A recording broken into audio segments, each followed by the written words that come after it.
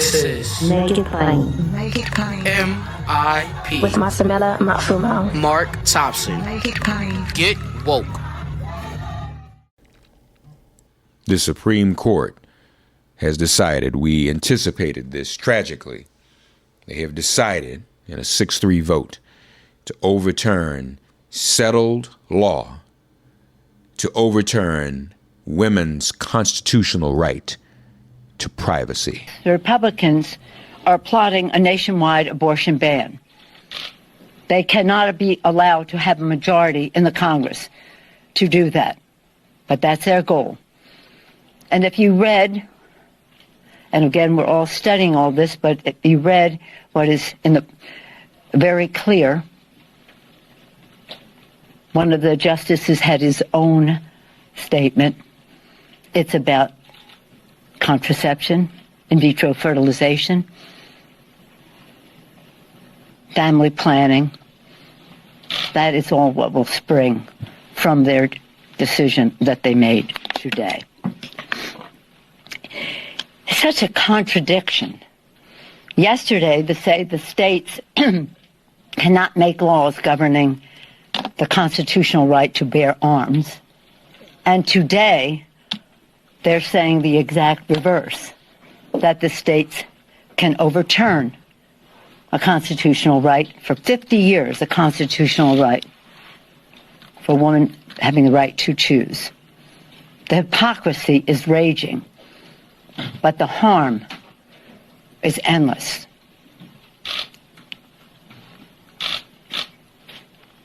What this means to women is such an insult. It's a slap in the face to women about using their own judgment to make their own decisions about their reproductive freedom. And again, it goes well. I always have said the termination of a pregnancy is just their opening act. It's just their front game. But behind it, and for years, I have seen in this Congress opposition to any family planning, domestic or global, when we have had those discussions and those debates and those votes on the floor of the House. This is deadly serious. The Speaker of the House, Nancy Pelosi, and she's absolutely right. The Supreme Court deciding on Thursday that states can't really set their own gun laws, but 24 hours later saying that that states can set their own abortion laws or women's privacy laws. You can't be pro-life and pro-gun. These are the contradictions that we are facing. This is the challenge, the assault on our democracy, the assault on our humanity, the assault on our rights that we are facing as a result of this Supreme Court just this week. Here's President Biden on the Roe decision. And my administration will remain vigilant as the implications of this decision play out. I've warned about how this decision risks the broader right to privacy for everyone. That's because Roe recognized the fundamental right to privacy that has served as a basis for so many more rights that we've come to take for granted, that are ingrained in the fabric of this country. The right to make the best decisions for your health. The right to use birth control, a married couple in the privacy of their bedroom, for God's sake. The right to marry the person you love.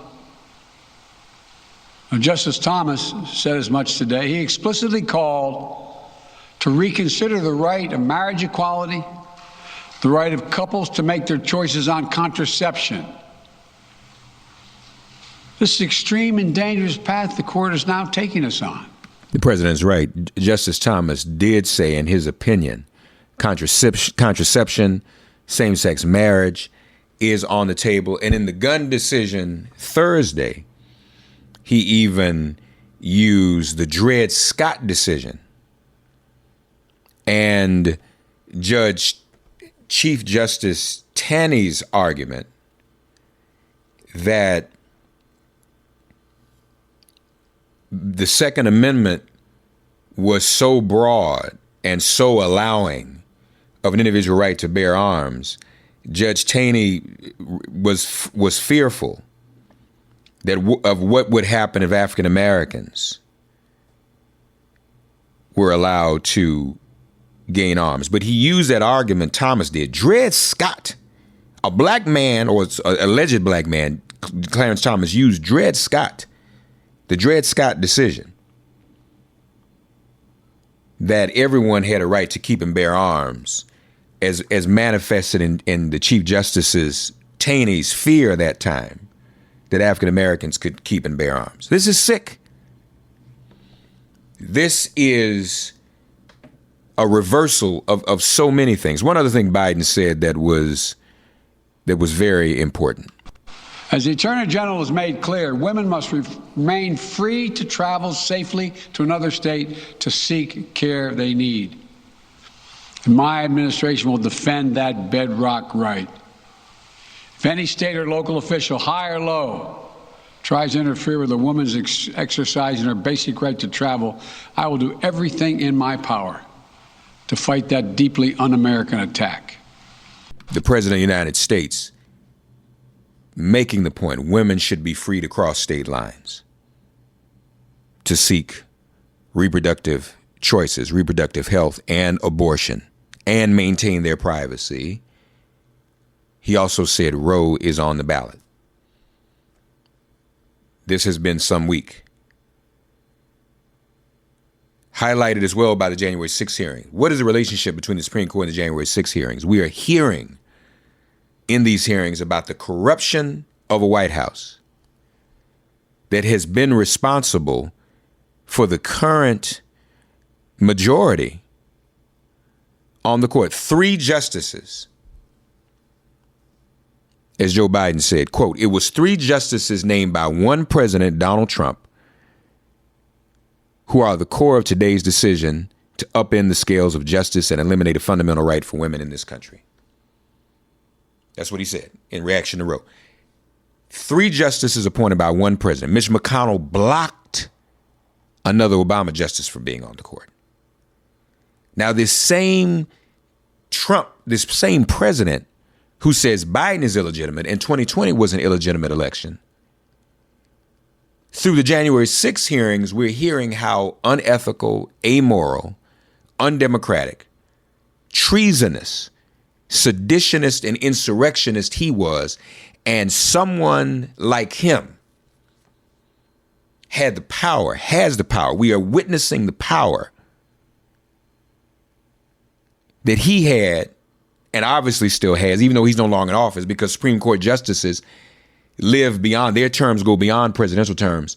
He has the power to take away women's rights, to take away our protection from guns, to take away our Miranda rights, even though he's no longer in office. So I hope everybody's watching these hearings and watching them closely, because that is the core of the ideology of what we're dealing with. We're still dealing with the remnants of a twisted ideology that's no longer even in the White House, because the Supreme Court justices are there and are there for life. Also, an eventful week in the January 6 hearings, 2 important hearings that actually have garnered even more evidence about the insurrection and Trump's whole plan to what he called stop the steal, which really was an effort to stop democracy. There are reports that this will lead, in fact, to even more hearings. The evidence from this week's hearings and previous hearings will lead to more hearings on the evidence obtained in those hearings. So this is important. But just to kind of recap, a lot was covered this week, and the committee is also being applauded for pacing out the hearings. There's so much information to digest. It's hard to do it if you just have a whole week of hearings back to back to back to back to back, and the way they're pacing it out is making a difference. So just want to highlight a few things from this week for our purposes, for all of you who are listeners, so that we can have sort of a culmination of what happened this week and have a place to go and listen to find out what's going on in terms of the things that were important this week. Now, I want to begin with this. There were a lot of efforts on the part of Trump people, including Rudy Giuliani, calling around, trying to get the states to change the electors who were the original elect. They wanted to change them so that they could turn the election around. And the January 6th committee shared this. These efforts also involved targeted outreach to state legislators. Hi, Representative.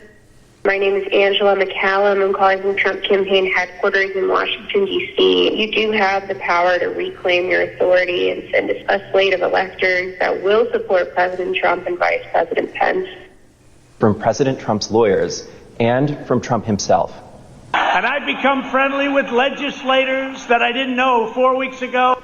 Another legislator, Pennsylvania House Speaker Brian Cutler, received daily voicemails from Trump's lawyers in the last week of November. Mr. Speaker, this is Rudy Giuliani and Jenna Ellis. We're calling you together because we'd like to discuss, obviously, the election. Hello, Mr. Speaker. This is Jenna Ellis, and I'm here with Mayor Giuliani. Hey, Brian, it's Rudy.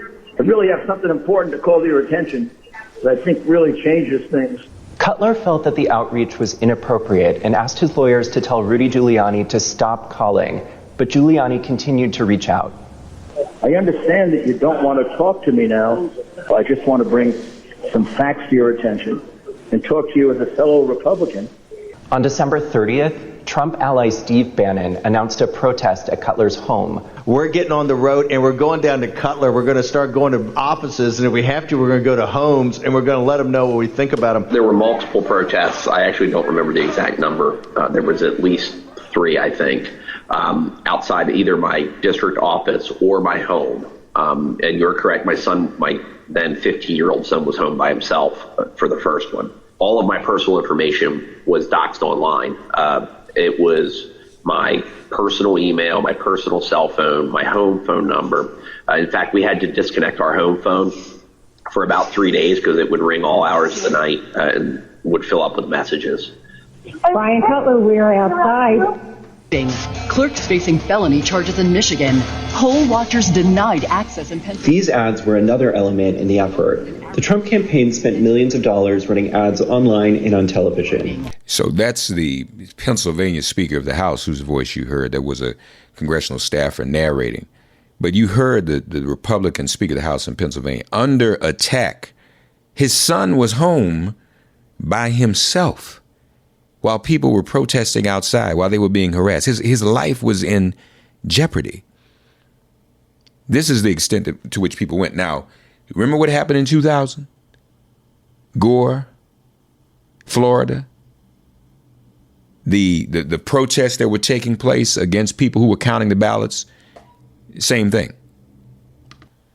The Arizona Speaker of the House, the Republican Speaker of the House, who was actually a Trump supporter and I believe still is, strangely enough, Rusty Bowers, was a prominent witness Tuesday. And he talked about the conversations he had with Donald Trump over the phone. Before we begin with the questions that I had prepared for you, I wanted to ask you about a statement that former President Trump issued, which I received just prior to the hearing. Have you had a chance to review that statement? My counsel called from Arizona and read it to me. Yes, sir. In that statement, I won't read it in its entirety. Former President Trump begins by calling you a rhino, Republican in name only.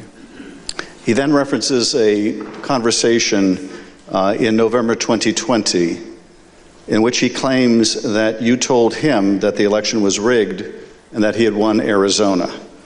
To quote the former president, during the conversation, he told me the election was rigged and that I won Arizona, unquote.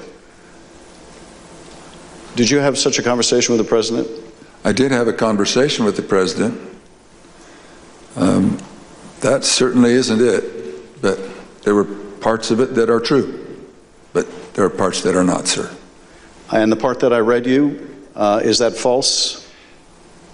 Anywhere, anyone, anytime has said that I said the election was rigged, that would not be true.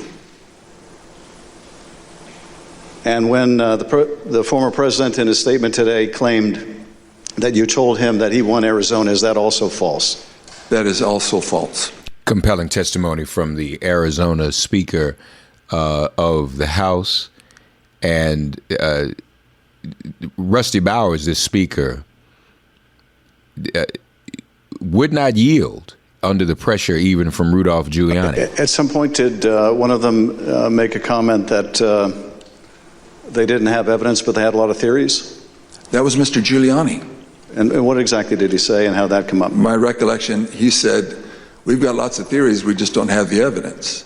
And I don't know if that was a gaffe, or maybe he didn't think through what he said, but both myself and others in my group, the three in my group and my council, both remembered that specifically, and afterwards we kind of laughed about it. We have a lot of theories, but we don't have the evidence. Of course, this is Congressman Adam Schiff examining the Arizona Speaker of the House, Rusty Bowers. Did the president call you again in later in December? He did, sir. And did you tell the president in that second call that you supported him, that you voted for him, but that you were not going to do anything illegal for him? I did, sir. Nevertheless, his lawyer, John Eastman, called you some days later on June 4th, 2021. And he did have a very specific ask that would have required you to do just what you had already told the president you wouldn't do, something that would violate your oath. Is that correct? That's correct. It wasn't just me. I had my counsel and others on the call. And what did Dr. Eastman want you to do? That we would, in fact, take a vote to overthrow, or I shouldn't say overthrow, that we would decertify the electors, and that because we had plenary authority to do so. And he cited Article 2, Section 1, I think it's Clause 2, and said that in his opinion that gave us the authority if there was, I don't recall him saying sufficient evidence, but there was some call or some strong reason to do so that we, or justification to do so that we could do that. And that he was asking that his suggestion was that we would do it. And I said, again, I took an oath.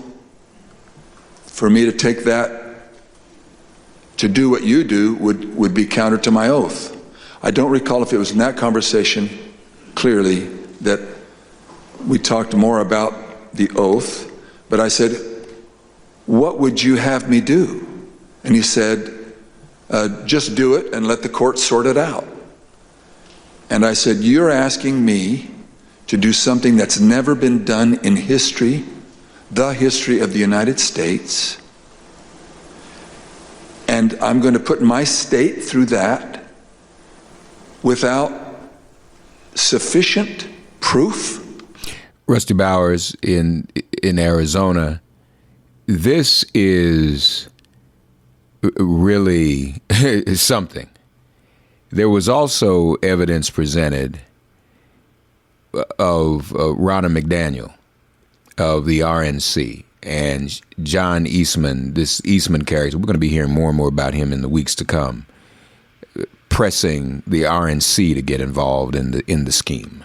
At the president's direct request, the RNC assisted the campaign in coordinating this effort. What did the president say when he called you? Essentially, he turned the call over to Mr. Eastman, who then proceeded to talk about the importance of the RNC helping the campaign gather these contingent electors in case any of the legal challenges that were ongoing changed the result of any of the states. I think more just helping them reach out and assemble them. But my understanding is the campaign did take the lead, and we just were helping them in that role. They called everybody just out of sheer desperation to try and overturn the election. They even had fake electors. This is from the January 6th committee, this audio, where they report that there were even fake electors in Michigan.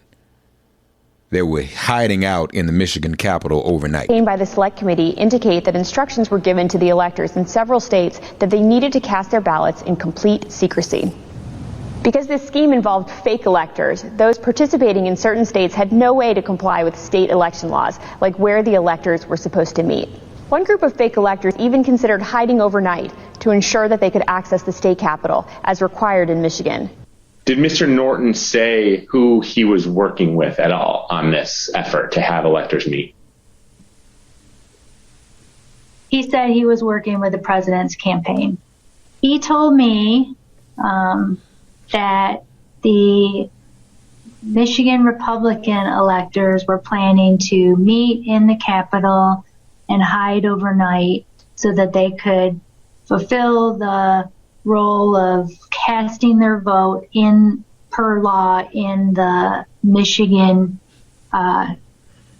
chambers. And I told him in no uncertain terms that that was insane and inappropriate.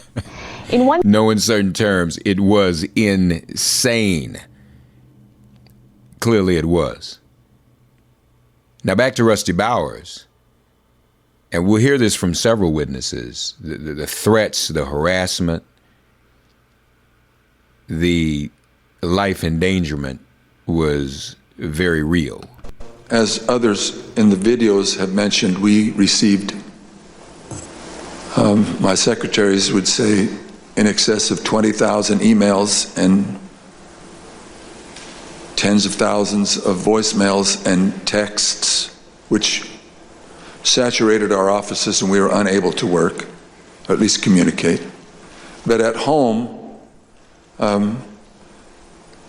up till even recently, it is the new pattern, or a pattern in our lives, to worry what will happen on Saturdays, because we have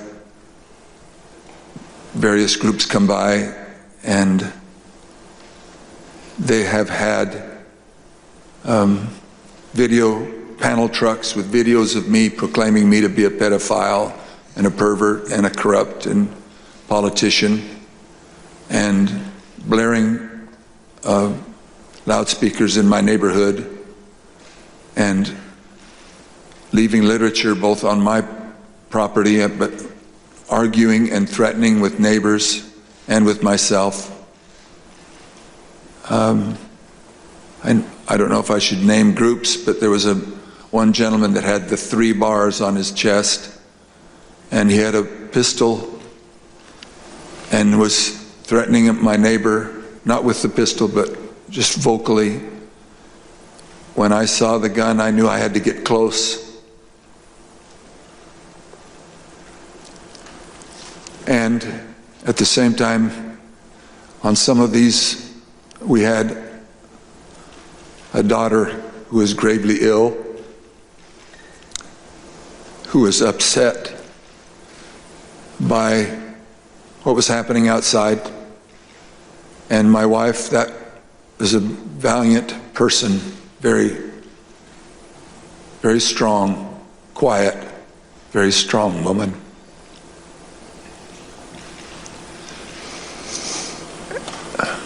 So it was disturbing. It was disturbing. The emotions of the Arizona Speaker of the House, Rusty Bowers. This type of behavior, these types of threats were not confined to the Arizona Secretary of State, of course, as we'll see from Gabe Sterling, who's the COO of the Georgia Secretary of State's office. He implored Trump to stop the threats, but he gave an explanation for that to the committee Tuesday. Let's take a look at what you said that day. Mr. President, it looks like you likely lost the state of Georgia.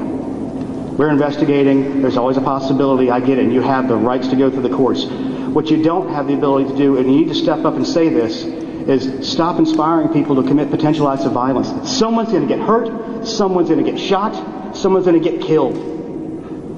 And it's not right. It's not right. Mr. Sterling, what prompted you to make these remarks?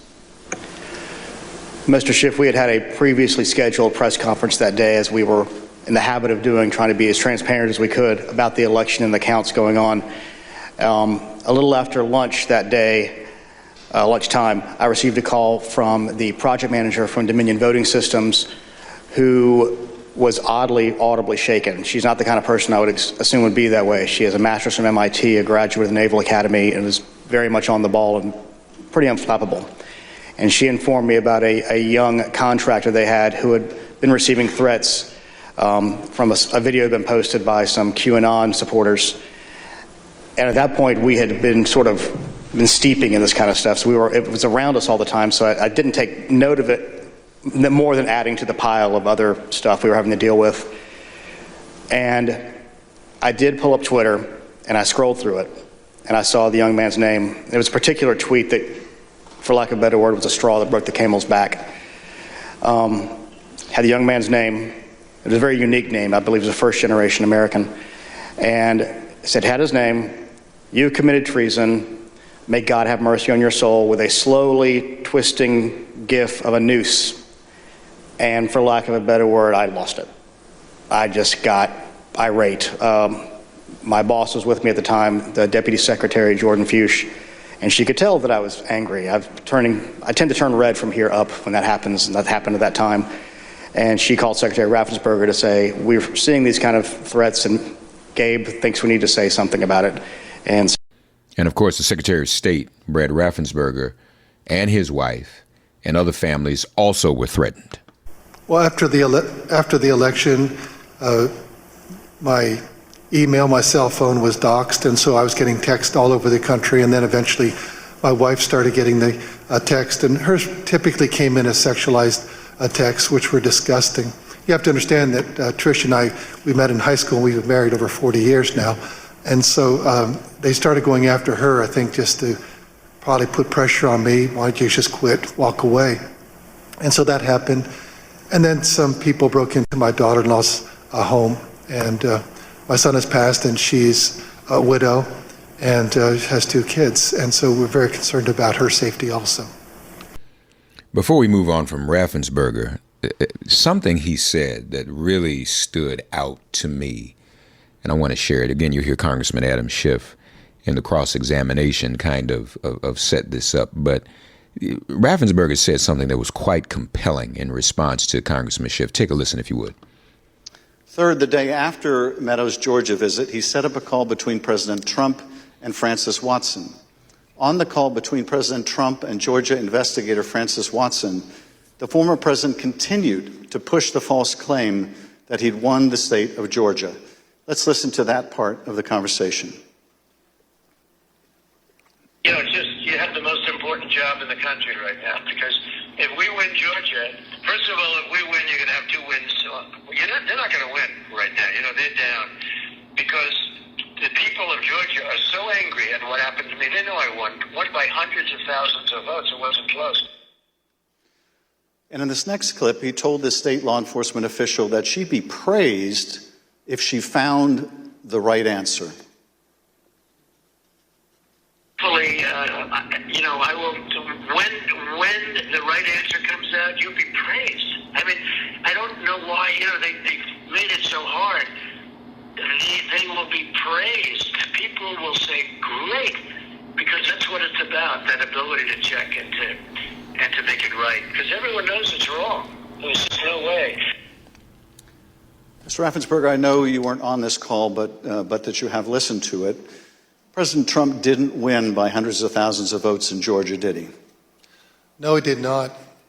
I've been traveling through the state of Georgia for a year now, and simply put, in a nutshell, what happened in fall of 2020 is that 28,000 Georgians skipped the presidential race, and yet they voted down ballot in other races. And the Republican congressman ended up getting 33,000 more votes than President Trump, and that's why President Trump came up short. Now, that's a compelling statement. Why did 28,000 Republicans skip voting for Trump in November of 2020? What was going on in Georgia? Now, to me, that kind of explodes the notion of just absolute loyalty when it comes to voters. The notion that Trump, Republican voters will vote for him no matter what. The notion that even after these hearings have revealed he's raised $250 million from Republicans by defrauding them. Send me $250 million so you can, so we can stop the steal. That money's not being used. That's wire fraud. You know what Andrew Gillum's being prosecuted for that Trump isn't? Huh? So maybe he's not as Teflon when it comes. What was going on in November 2020 that was anything like what we know now? 2020, there wasn't $250 million knowledge of wire fraud. In November 2020, there had yet to be an insurrection. In November 2020, Roe had yet to be overturned.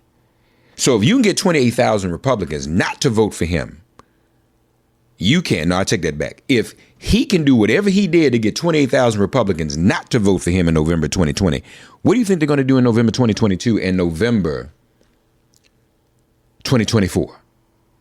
I just want to throw that little nugget out there. I think what Raffensperger said there was very, very important. It's one of those little things that's embedded that some may have overlooked.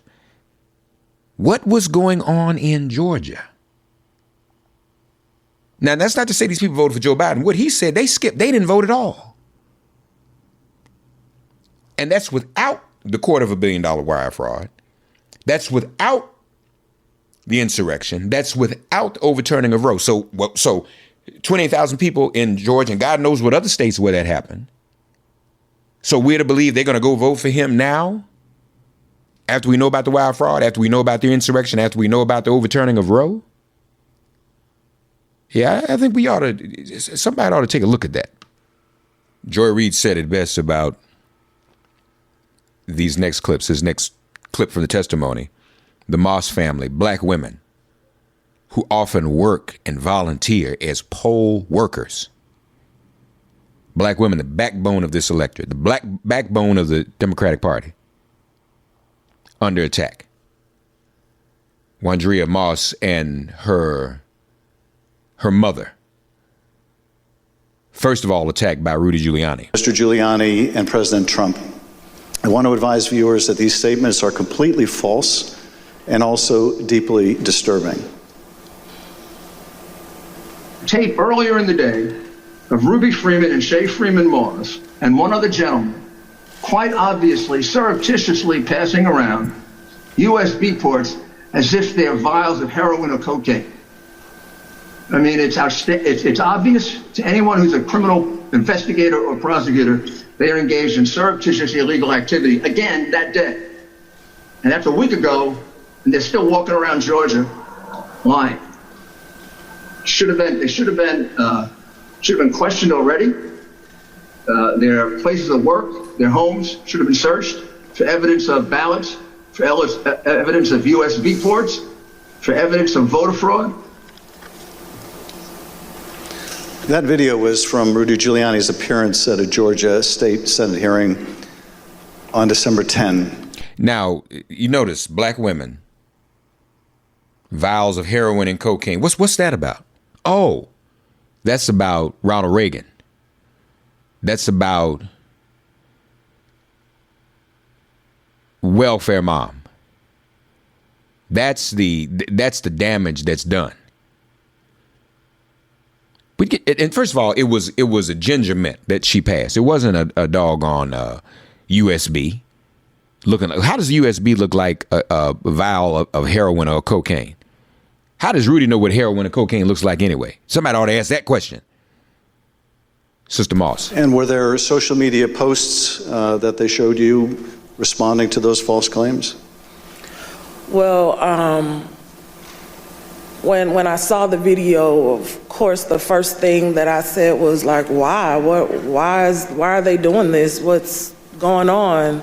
And they, just told me that Trump and his allies were not satisfied with the outcome of the election, and they were getting a lot of threats and being harassed online, and asked me, have I been receiving anything, and I need to check on my mom.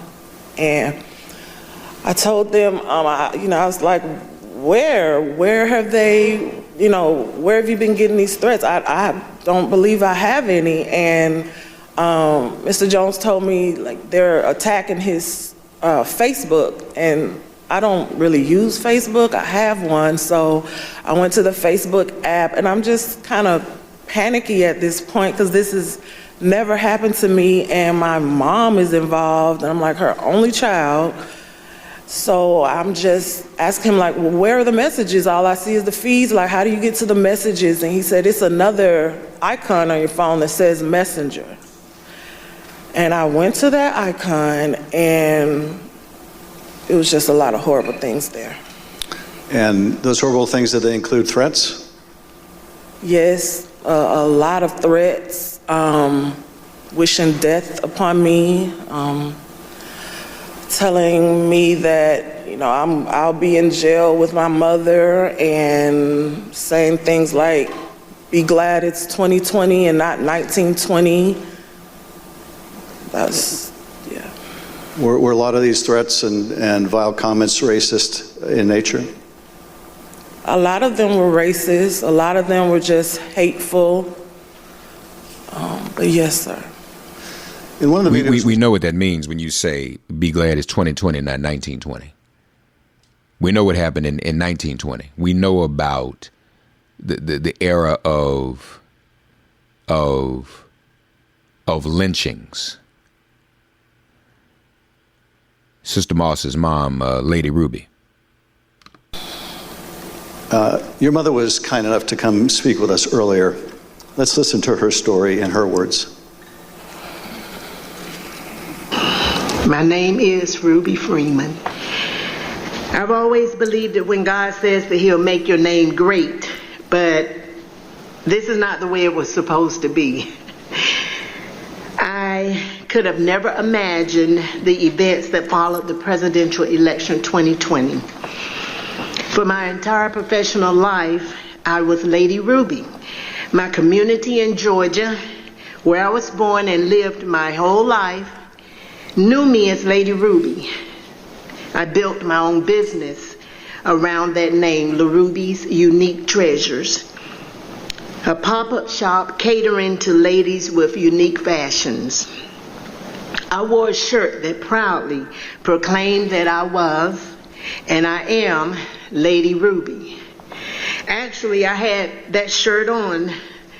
I had that shirt in every color. I wore that shirt on Election Day 2020. I haven't worn it since, and I'll never wear it again. Now I won't even introduce myself by my name anymore. I get nervous when I bump into someone I know in the grocery store who says my name. I'm worried about who's listening. I get nervous when I have to give my name for food orders. I'm always concerned of who's around me. I've lost my name, and I've lost my reputation. I've lost my sense of security, all because a group of people, starting with number 45 and his ally, Rudy Giuliani, decided to scapegoat me and my daughter, Shay, to push their own lies about how the presidential election was stolen.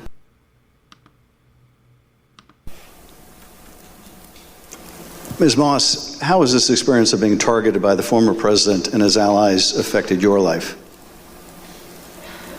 It's turned my life upside down. I no longer give out my business card. I don't transfer calls. I don't want anyone knowing my name. I don't want to go anywhere with my mom because she might yell my name out over the grocery aisle or something. I don't go to the grocery store at all. I haven't been anywhere at all. I've gained about 60 pounds. I just don't do nothing anymore. I don't want to go anywhere. I second guess everything that I do. It's affecting my life in a major way, in every way. All because of lies. For me doing my job, same thing I've been doing forever.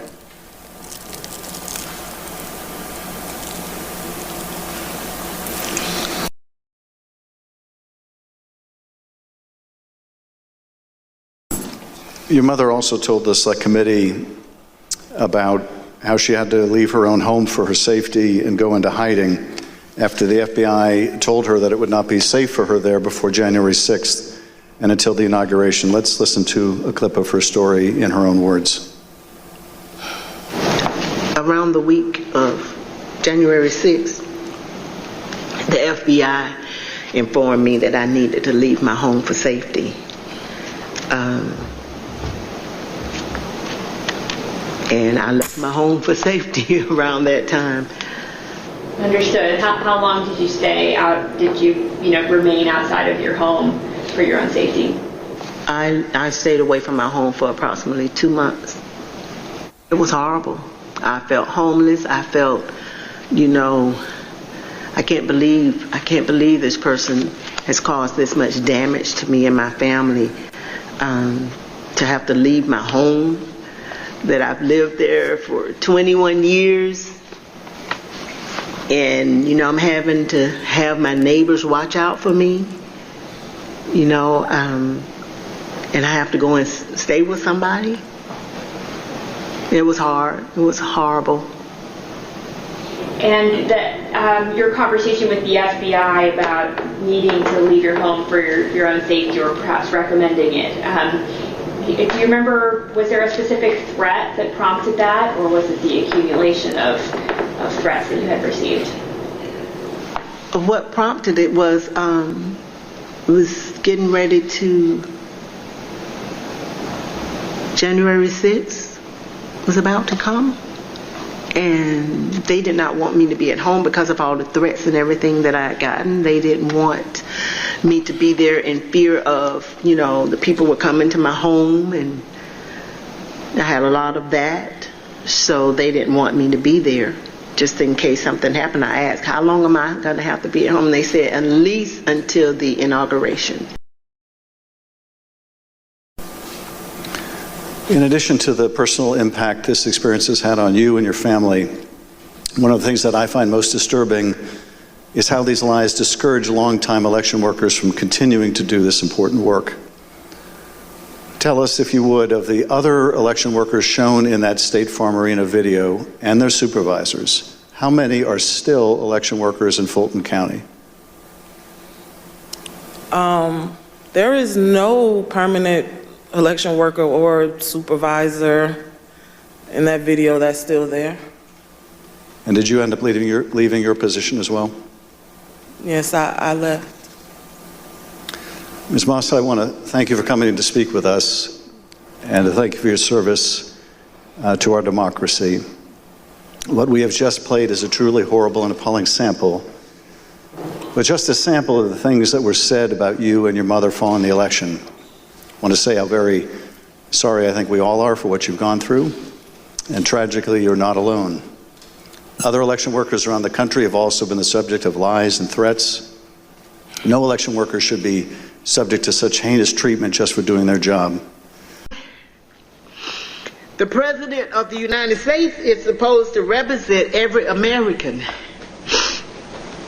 not to target one, but he targeted me, Lady Ruby, a small business owner, a mother, a proud American citizen who stand up to help Fulton County run an election in the middle of the pandemic. Adam Schiff and Lady Ruby and her daughter, Wandrea Moss, some compelling testimony Tuesday.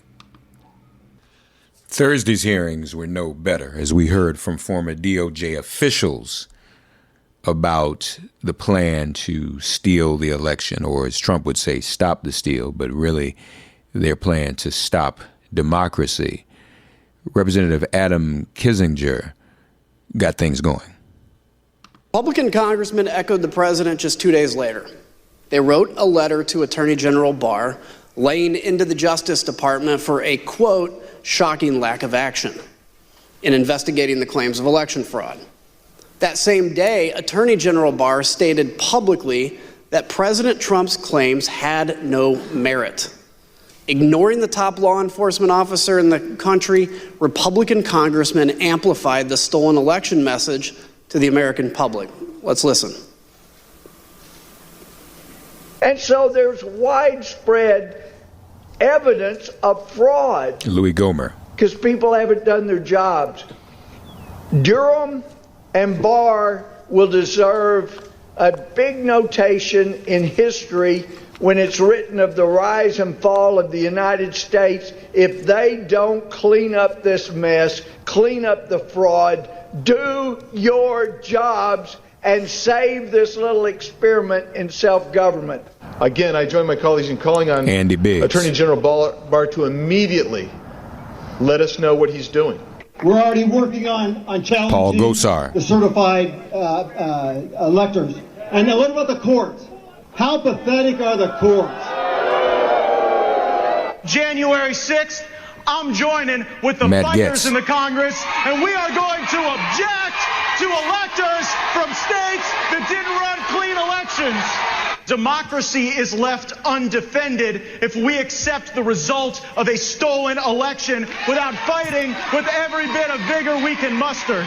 The ultimate Jim date Jordan. of significance is January 6th. This is how the process works. The ultimate arbiter here, the ultimate check and balance is the United States Congress. And when something is done in an unconstitutional fashion, which happened in several of these states, we have a duty to step forward and have this debate and have this vote on the 6th of January. Today is the day Mo Brooks. American patriots start taking down names and kicking ass. Mo Brooks. Now, he's from Alabama. Now, you heard Louis Gohmert say, do your job. And that ended up being a chant that was heard outside of the DOJ. Again, the chant, do your job. But think about what happens if these justice officials make a different decision. What happens if they bow to the pressure? What would that do to us as a democracy, as a nation? Imagine a future where the president could screen applicants to the Justice Department with one question.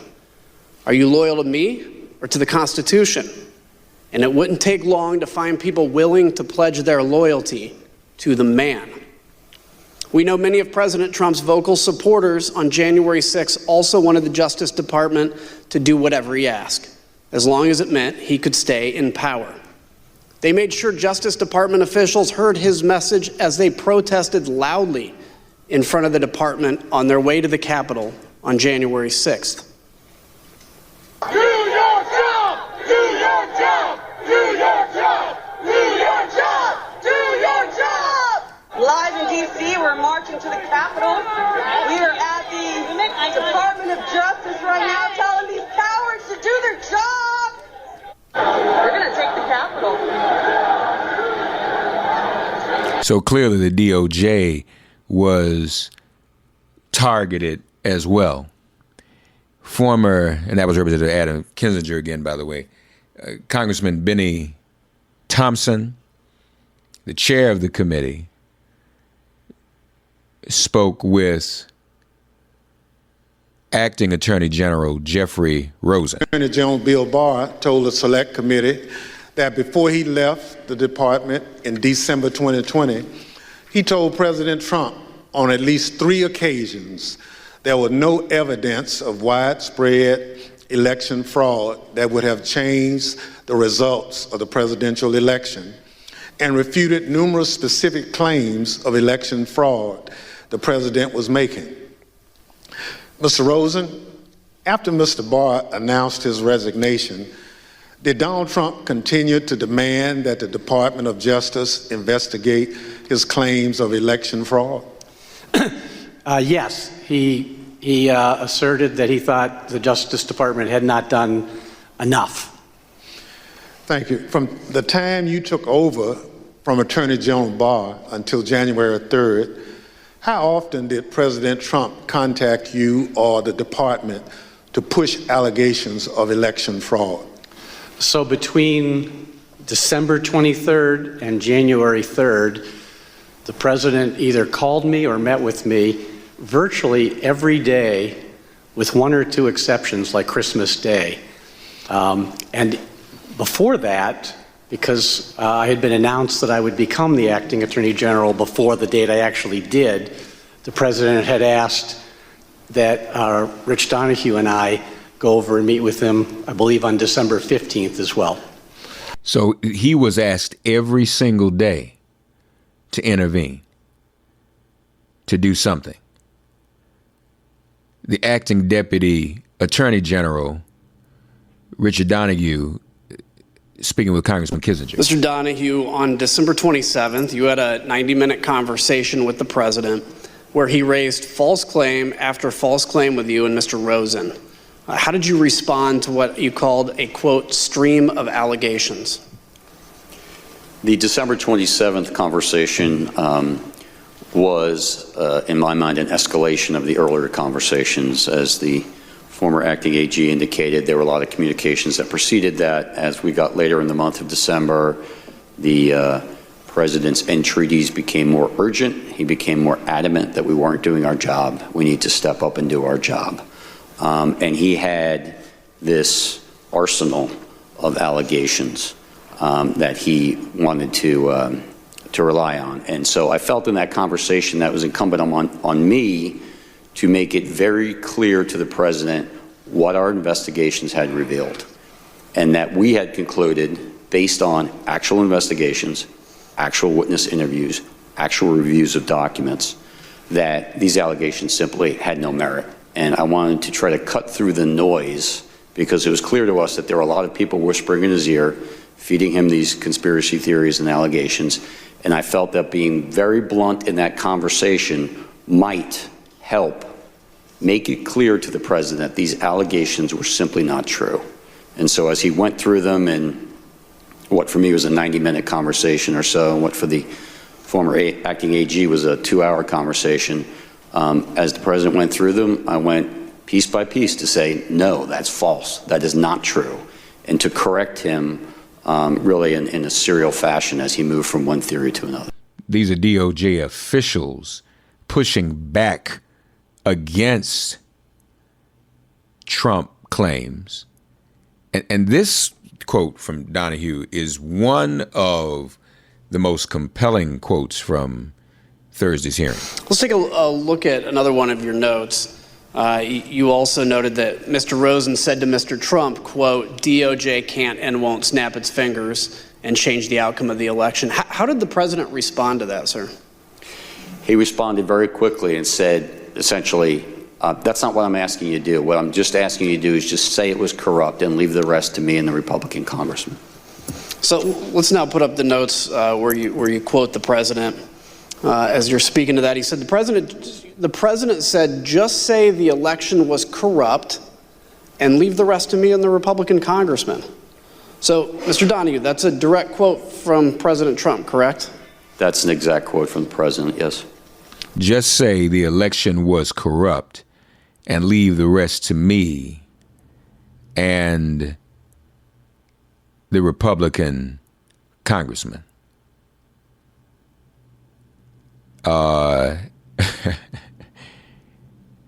Now, enter this character, Jeffrey Clark, who the FBI, whose home was raided by the FBI Friday. And it's important to understand that Giuliani talked about Clark. Why Jeff Clark? Let's hear Mr. Giuliani explain the kind of person that he and the president wanted at the top of justice. Remember ever recommending to anybody that Mr. Clark, meaning Jeffrey Clark at DOJ, be given election-related responsibilities?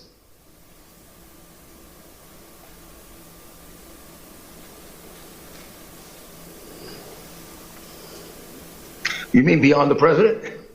Correct.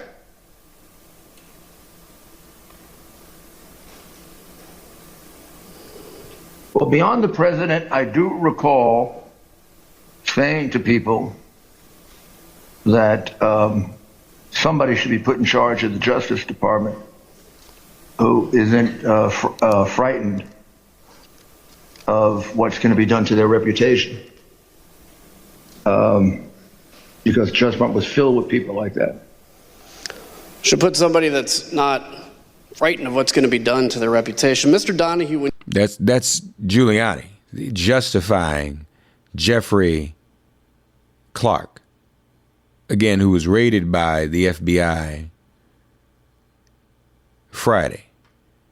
Donahue talks more about Jeffrey Clark with Congresswoman Liz Cheney. And despite this contentious meeting and your strong reaction to the letter, did Mr. Clark continue to push his concept in the coming days? He did, yes. We had subsequent meetings and conversations. The acting AG probably had more contact with him than I did, but between the 28th and the 2nd, when we had another in-person meeting, he clearly continued to move down this path. He began calling witnesses and apparently conducting investigations of his own. And he got a briefing from DNI about purported foreign intelligence interference. And we thought perhaps once it was explained to him that there was no basis for that part of his concern, that he would retreat. But instead he doubled down and said, well, okay, so there's no foreign interference. I still think there are enough allegations out there that we should go ahead and send this letter, which shocked me even more than the initial one, because you would think after a couple of days of looking at this, he, like we, would have come to the same conclusion that it was completely unfounded. And when you learned that he had been calling witnesses and conducting investigations on his own, did you confront him? Yes. And what was his reaction? He got very defensive. You know, as I said, there were a series of conversations through that week. I certainly remember very specifically the conversation in the meeting on January 2nd. That got even more confrontational, but he was defensive and, you know, similar to his earlier reaction when I said this is nothing less than Justice Department meddling in an election.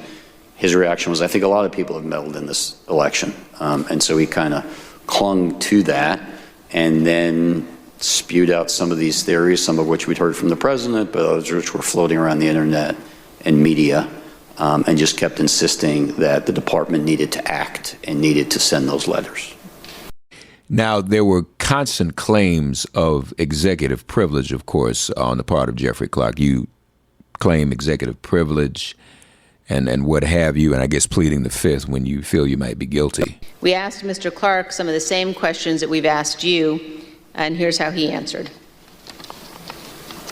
Did you discuss this draft letter to Georgia officials with the President of the United States? Fifth, and executive privilege, again, just restated for the abundance of caution. Okay, if you look again at the draft letter, in the first paragraph, second sentence says, the department will update you as we are able on investigatory progress, but at this time we have identified significant concerns that may have impacted the outcome of the election in multiple states, including the state of Georgia. Isn't that in fact contrary to what Attorney General Barr had said on December 1st, 2020? Fifth. Mr. Chairman, I yield back. Fifth and executive privilege. That's what he was saying throughout his deposition. That was Jeffrey Clark, again, raided by the FBI Friday. Here's more from Acting AG Rosen. President Trump rushed back early from Mar-a-Lago on December 31st and called an emergency meeting with the department's leadership. Here's Mr. Donahue describing the last-minute meeting held at the White House on New Year's Eve. The president was a little more agitated than he had been on the meeting, in the meeting on the 15th. He discussed a variety of election matters. He did say, this sounds like the kind of thing that would warrant appointment of a special counsel. There was a point at which the president said something about, why don't you guys seize machines? Mr. Rosen, the president asked you to seize voting machines from state governments. What was your response to that request?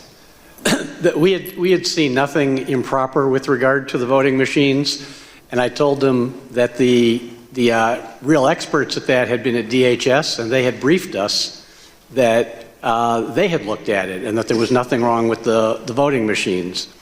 And so that was not something that was appropriate to do. So there would be no factual basis to seize machines. Mr. Donahue, I don't think there was legal authority either. Yeah, Mr. Donahue, can you explain what the president did after he was told that the Justice Department would not seize voting machines? The president was very agitated by the acting attorney general's response, and to the extent that machines and the technology was being discussed, the acting attorney general said that the DHS, Department of Homeland Security, has expertise in machines and certifying them and making sure that the states are operating them properly. And since DHS had been mentioned, the president yelled out to his secretary, get Ken Cuccinelli on the phone. And she did in very short order. They wanted machines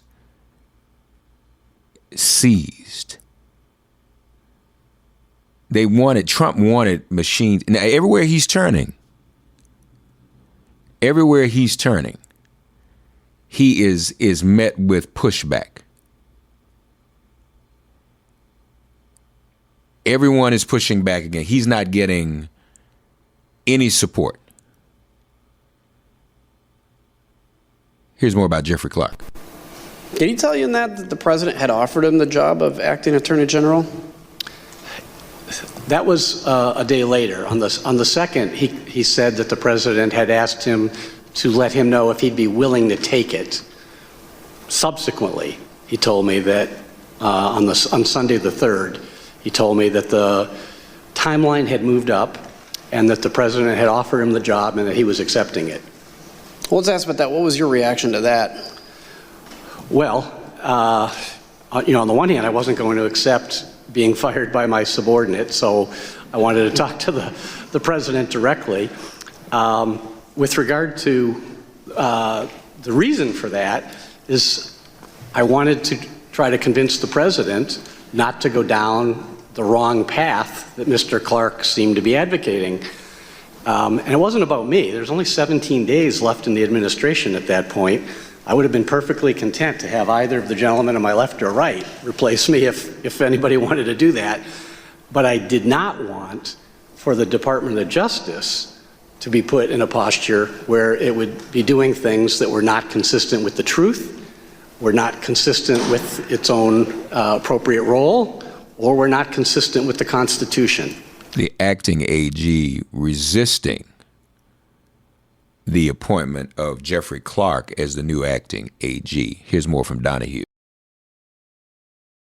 Call me, email me, text me, whatever it is, if you know what you would do if Jeff Clark is put in charge of the department. And immediately Eric Dryben, who was the AAG of the Civil Rights Division, said, I don't need to think about it. There's no way I'm staying. And then the other AAGs began to chime in turn, and all essentially said they would leave. They would resign en masse if the president made that change in the department leadership. Incredible. I'd like to look at the assistant attorney generals on the screen. If we can pull that up, have their pictures. Did every assistant attorney general you spoke to, as you said, agree to resign? Macon Delrahim was not on the call only because we had some difficulty reaching him. But yes, the other people on the screen were on the call and all without hesitation said that they would resign. Mass resignations from the Department of Justice if Jeffrey Clark was appointed acting Attorney General. Now, remember all those members of Congress we heard earlier from the mashup from Congress, the testimony, that they were calling on the Justice Department to do their job. All of them ended up asking for pardons. Was Representative Gates requesting a pardon? Believe so. Eric Hirschman. The general tone was, we may get prosecuted because we were defensive of, the president's positions on these things. The pardon that he was requesting, was as broad as you could describe. From the beginning, I remember he's from the beginning of time up until today, for any and all things. He mentioned Nixon, and I said Nixon's pardon was never nearly that broad. And are you aware of any members of Congress seeking pardons? I guess Mr. Gates and Mr. Brooks, I know, both advocated for there be a blanket pardon for members involved in that meeting, and a handful of other members that weren't at the December 21st meeting as the preemptive pardons. Mr. Gates was personally pushing for a pardon. Now, this is Cassidy Hutchinson. We heard Eric Hirschman, former senior advisor. This is also a former White House staffer speaking now, Cassidy Hutchinson. And he was doing so since early December. I'm not sure why. Mr. Gates had reached out to me to ask if he could have a meeting with Mr. Meadows about receiving a presidential pardon. Did they all contact you? Not all of them, but several of them did. So you mentioned Mr. Gates, Mr. Brooks. Mr. Biggs did. Mr. Jordan talked about congressional pardons, but he never asked me for one. It was more for an update on whether the White House is going to pardon members of Congress. Mr. Gomer asked for one as well. Mr. Perry asked for a pardon too. I'm sorry, I need to finish. Mr. Perry, did he talk to you directly? Yes, he did. Did Marjorie Taylor Greene contact you? No, she didn't contact me about it. I heard that she had asked White House Counsel's Office for a pardon from Mr. Philbin, but I didn't frequently communicate with Ms. Greene. And here yet another former White House official offering testimony on the requests for pardons, John McEntee. Are you aware of any conversations or communications regarding the possibility of giving Congressman Matt Gaetz a pardon? I know he had asked for it, but I don't know if he ever received one or what happened with it. How do you know that Congressman Gaetz asked for a pardon? He told me. Tell us about that. He told me he'd asked Meadows for a pardon. Were you involved in or did you witness any conversations about the possibility of a blanket pardon for everyone involved in January 6th? I had heard that mentioned, yeah. Do you know whether the president had any conversations about potentially pardoning any family members? I know he had hinted at a blanket pardon for the January 6th thing for anybody, but I think he had for all the staff and everyone involved. Not with January 6th, but just before he left office, I know he had talked about that. The only reason I know to ask for a pardon is because you think you've committed a crime. Thank you, Mr. Chairman. Congressman Adam Kinzinger, that's Thursday hearing. So we got to look at this, folks, in the context of everything that has happened, including Roe, the overturning of gun laws this week by the Supreme Court. They relaxed gun laws in New York. That will affect other states. They have pretty much struck down Miranda rights. You can no longer sue if you're not Mirandized. If it's not said to you, you have the right to remain silent. Allowing more people to carry guns, also puts more African Americans in contact with the police. That just this Supreme Court has run amok.